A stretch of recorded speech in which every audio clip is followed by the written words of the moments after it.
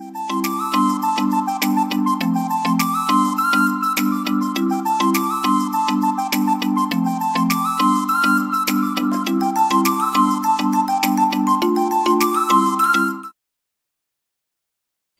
সকাল আমার প্রিয় বন্ধুরা, আশা করছি তোমরা যে যেখানে আছো সকলে ভালো আছো, সুস্থ আছো। বঙ্গাইগাঁও জেলার থেকে আমি মাম্পি তোমাদের সকলকে জানাই আমার ব্লগ চ্যানেলে অনেক অনেক স্বাগত, অনেক অনেক ভালোবাসা। 2-3 দিন থেকে কিন্তু আমি ভিডিও দিতেই পারছি না। আমি কিন্তু রোজ ভিডিও দিয়ে যাচ্ছি, অনেক চেষ্টা করে যাচ্ছি, কিন্তু আমি বুঝতে পারছি না কেন ভিডিও যাচ্ছে না আর আপলোড ভিডিও কিছুতেই কিন্তু হচ্ছে না। মনটা ভীষণ খারাপ, ভীষণ বলতে ভীষণ খারাপ।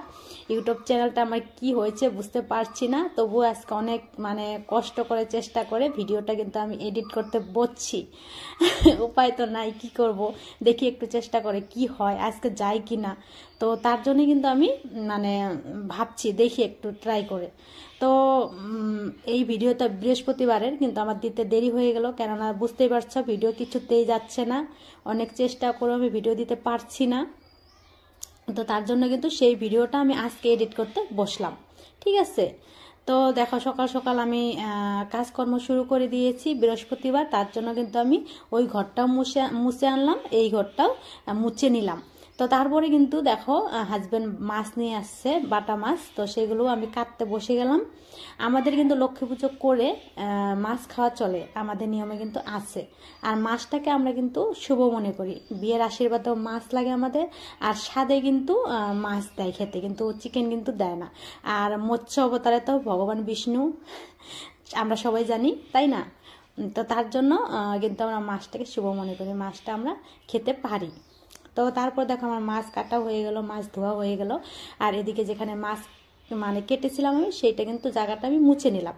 তারপর আমি ছান ধ্যান করে ঝটপট করে চলে আসলাম বাবার বাড়ি ফুল নিতে। তো এখানে ফুল নিতে এসে দেখি সোনামা আছে, ও আর আনন্দে দিশাহারা। আমাকে দেখেছে, ওর এত খুশি পেয়েছে, অনেক খুশি। তো আমার সাথে এখনও যাবে। তো আমি বললাম ঠিক আছে চল, আমার সাথে যাবি যখন নিয়ে যাই। তো এখানে ফুল তোলা হয়ে গেল আমার, একটু আমি দুবলাও তুলে নিয়ে নিলাম। তারপর দেখো সোনামা আগেই রওনা দিয়ে দিয়েছে।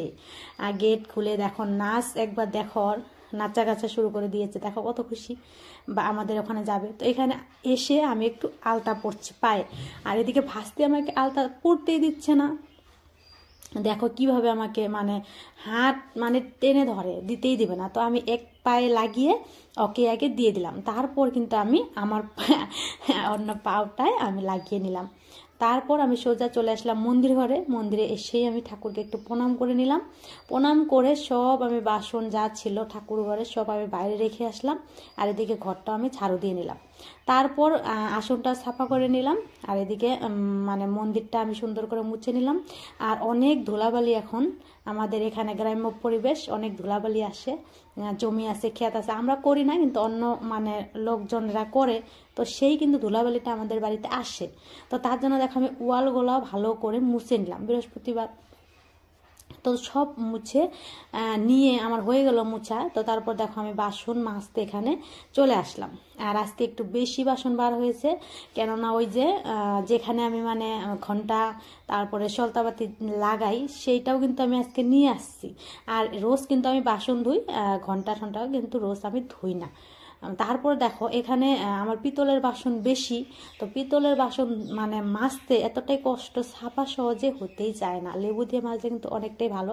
লেবু দিয়ে ভালো করে যদি মাজা ঘষা যদি যায় না, অনেকটা পরিষ্কার হয়ে যায়। কিন্তু আমিও এখানে ঠাকুরের জন্য আলাদা করে ছোবা এনে রেখেছি, অল্প তার টাইপের। তো সেটা দিয়ে মাজলে কিন্তু চকচক হয়ে যায়। তো অনেক ঘষলাম, ঘষে কিন্তু দেখো এদিকে আমার মাজা ঘষা হয়ে গেল, বাসন আমার পূজার বাসন দেওয়া হয়ে গেল। তারপর আমি আবারও মন্দিরে চলে গেলাম। তো এখানে এসে ফুল যা ছিল, আমি তো বাবার বাড়ি থেকে ফুল নিয়ে আসছি, সেটা তো দেখতেই পারলে তোমরা। তো তারপর সব ঠাকুর আমি নামিয়ে রাখলাম একটা কাপড় পেরে। তারপর আমি কিন্তু সেই সব ঠাকুর আমি ভালো করে কাপড় ভিজিয়ে আমি কিন্তু ঠাকুরগুলো মুছে নিলাম। আগে আসনটা মুছে নিলাম, তারপর আমি সব ফটোগুলো কিন্তু ভালো করে মুছে নিলাম, কেননা ফটো তো ছান করানো একদমই যাবে না, ভিজে যাবে। তো তার জন্য কিন্তু আমি সব ভালো করে মুছে সব কিছু কিন্তু রেখে দিলাম, ঠাকুরের ফটো সব। তারপর কিন্তু মা লক্ষ্মীকে আমি ফুল, ধান, দুবলা, কি বলো এটা পঞ্চশস্য দিয়ে ভালো করে কিন্তু আমি মাকে ছান করিয়ে দিলাম। ছান আজকে দুধ দিতে পারলাম না, কারণ দুধ আজকে এখনো আসে নাই, আর আমি আগে বলিও নাই, তার জন্য কিন্তু আমি দিতে পারলাম না। না হলে আমি একটু দুধও দিয়ে দিই এখানে, ভালো করে ছান করিয়ে দিই। তো এখানে দেখো ভালো করে ছান করে অনেকটাই মানে মুছিয়ে দিলাম, আর অনেকটাই ঠান্ডা, তো না হয় মারও ঠান্ডা লেগে যাবে, তার জন্য ভালো করে মুছিয়ে কাপড়টা পরিয়ে দিলাম। এদিকে আমার হয়ে গেল সব কিছু করা। তারপর আমি ওই সলতাবাতি যা আছে, ধূপকাঠি লাগানো, ঘন্টা ঘন্টা যা আছে সেইগুলো কিন্তু আমি ভালো করে মুছে নিলাম। মুছে না নিলে মানে জল থাকলে একটু অসুবিধা হয়, তো তার জন্য সব ভালো করে মুছে আমি সলতাবাতি থাকতে সব কিন্তু মানে ঠিকঠাক করে দিলাম। আর এদিকে অনেকগুলো ফুল এনেছি। ফুল অনেকগুলো বলতে কি, এখন মানে গরম দিন পড়ে যাচ্ছে, ফুল একদমই মানে গাছে ফুটতেই চায় না। আমাদের বাড়িতে ফুল একদম কমে গেছে। মার ওখানে যাই আমি, তারপরেই কিন্তু আমি ফুল সেখান থেকে নিয়ে আসি, আর না হলে কিন্তু আমি মানে ঠাকুরকে একটা একটা করে মালা গেঁথে দিই। কিন্তু এখন নাই, সাদা ফুলের মালা হলে বেশি ভালো হয়, ছোট ছোট লাল ফুল হলেও কিন্তু ভালো হয়। আমার লক্ষ্মী ঠাকুরটা মা মানে একটু ছোট আর কি, ছোট মতো, তো জবা ফুল দিয়ে যদি আমি মালা গাঁথি তাহলে কিন্তু একটা ফুল যদি দেই তো মার মানে ভরে যায় আর কি। তো উঁচা বড় মানে মূর্তি হলে কিন্তু ভালো হয়, তাই না? তো তার জন্য আমি মালা গেঁথে দিতে পারলাম না। তো এদিকে সলতাবাতিটাও আমি ধরিয়ে দিলাম, আর সব কিন্তু ফুল দিয়ে সুন্দর করে আসনটা আমি সাজিয়ে দিলাম। আর এদিকে হাজবেন্ড সকালে ফল এনে দিয়েছে, সেই ফলগুলো আমি সুন্দর করে বানিয়ে ঠাকুরকে দিলাম। আর আজকে তো বৃহস্পতিবার, আজকে কলা দিয়েছি মা লক্ষ্মীকে, আরও মানে চাল দিয়েছি। আর এদিকে ঠাকুরের জন্য সব কিছু গুছিয়ে নিয়েছি, বেলপাতা, দুবলা, পঞ্চশস্য সব কিছু দিয়েছি। এদিকে দেখো আমার পূজা দেওয়া হয়ে গেল, চটপট করে আমি পূজাটা দিয়ে নিলাম। আর অনেকটাই বেলা হয়ে গেছে, লাহে ধীরে কাজ করতে হয়, তাই না? তো একটু ঠাকুরকে প্রণাম করে নিলাম। আর এদিকে দেখো আমি এইভাবেই মানে মেডিটেশন করি। এরকম না যে আমি অনেক বড় সাধু হয়ে গেছি, তপস্যা করছি, তা না। এইভাবে মেডিটেশন করলে কিন্তু মন শান্ত থাকে, ডিপ্রেশন থেকে অনেকটাই মানে বার হয়ে আসা যায়, আর সব দিকে শান্তি অনুভব হয়। তার জন্যই কিন্তু আমি করি। আমি এরকম না যে তপস্যা করি, বা হয়তো তোমরা ভাবতে পারো তো এইভাবে তো সাধুরা তপস্যা করে, তাই না? কিন্তু না, সেটা কথা না। এটা নিজেকে ভালো রাখার জন্য আর ভগবানকে মনে অন্তরে জায়গা দেওয়ার জন্য কিন্তু এটা করলে ভালো হয়, অনেকটাই ভালো। আমি অনেকটাই ফল পেয়েছি এইভাবে করে, মেডিটেশন করে আমি অনেকটাই শান্তি পাই, শান্তিতে আসি। তো তারপর দেখো রান্নাবান্না আমার হয়ে গেল, আর ছেলেকে একটু খাইয়ে দিলাম, ও খেতেই চায় না, তবুও এক দুবার খেয়ে চলে গেল। আমার অনেকটাই খিদা পেয়ে গিয়েছিল, তার জন্য আমি ভাত খেয়ে নিলাম।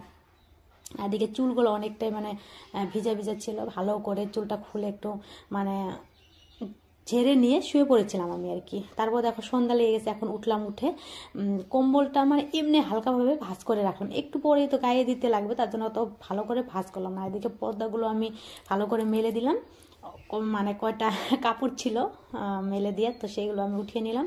আর এদিকে সন্ধ্যাবাতিটা ছেলে দিয়ে দিয়েছে, ভালো বুদ্ধির উদয় হয়েছে ওর, আমি জানি না, ওদিকে কাজ করতে করতে ও সন্ধ্যাবাতি দিয়ে দিয়েছে। তো আজকে আমার সন্ধ্যাবাতি দিতে হবে না। তো তারপরে ছেলেকে তেল দিয়ে দিলাম, আর কাপড় চোপড়গুলো পরিয়ে দিলাম আমি, কেননা একটু পরে ম্যাডাম আসবে, তো তার জন্য আমি ওকে সব কিছু মানে পরিয়ে ছড়িয়ে দিয়ে তারপরে এখন মানে ভাবছি যে ওকে কিছু খেতে দেই, নাহলে একটু পরে ম্যাডাম আসবে আর খেতেই পারবে না ছেলেটা। তো তারপরে দেখো আমি যে পূজা দিয়েছিলাম, তো সেই সবরি ছিল। তো কেউ সবরি বলে, কেউ পেয়ারা বলে, কেউ মধুরিয়াম বলে, তাই না? যার যেটা মানে ভাষা সেটাই বলে, সেইভাবে বলে। আমরা কিন্তু এটাকে সবরি বলি, তো তার জন্য কিন্তু আমি সবরি বললাম। তারপরে দেখো ওকে আমি কেটে দিলাম, আর ও নাকি সবরি মানে লবণ দিয়ে খাবে। হ্যাঁ, সবরি কিন্তু লবণ দিয়ে খেলে বেশি ভালো লাগে। আমার কাছেও কিন্তু লবণ দিয়ে বেশি ভালো লাগে, মানে না হলে একটু কোষ্টা লাগে, তাই না? আর এটা কিন্তু কোষ্টা লাগে না, এটা বাজারের মানে চালানি হবে, এটা লোকাল মনে হয় না, তো তার জন্য কিন্তু এটা কোষ্টা লাগে না, মিঠাই লাগে। তবুও যদি একটু লবণ দিয়ে খাওয়া যায় সত্যি খুবই ভালো লাগে। আর ওর সাথে সাথে কিন্তু আমিও একটু খেয়ে নিলাম। আর এদিকে দেখো ম্যাডাম চলে আসছে, ছেলে পড়তে বসে গেল, আর আমি রান্নাঘরে চলে আসলাম। আর এদিকে গরম জল বসিয়ে দিলাম, আর আমি চা বসিয়ে